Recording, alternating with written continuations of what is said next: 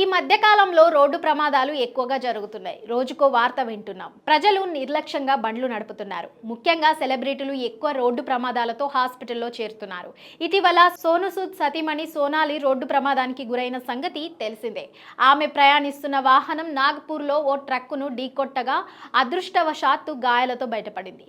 ఇక ఇప్పుడు తాజాగా Bollywood star heroine Aishwarya Rai car road ప్రమాదానికి గురైందన్న వార్త ఒక్కసారిగా హడలెత్తించింది. ఐష్ కారును ఓ బస్సు ఢీకొట్టినట్లు కొన్ని ఫోటోలు సోషల్ మీడియాలో వైరల్ అయ్యాయి.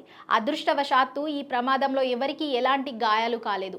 మరి ఇంతకీ ప్రమాదం జరిగిన సమయంలో కారులో ఎవరెవరున్నారు, ఐశ్వర్యరాయ్ ఉందా అనే దానికి సంబంధించి వివరాలు బయటికి రాలేదు.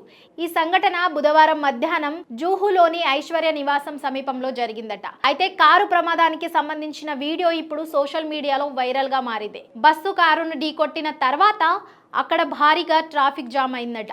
ఇక ఈ ప్రమాదం తర్వాత కారును అక్కడే వదిలేసి వెళ్ళినట్లు తెలుస్తోంది. ఇక ఈ వార్త విని భారతీయ చిత్ర పరిశ్రమ ఉలిక్కి పడింది. మరిన్ని వివరాలు తెలియాల్సి ఉన్నాయి.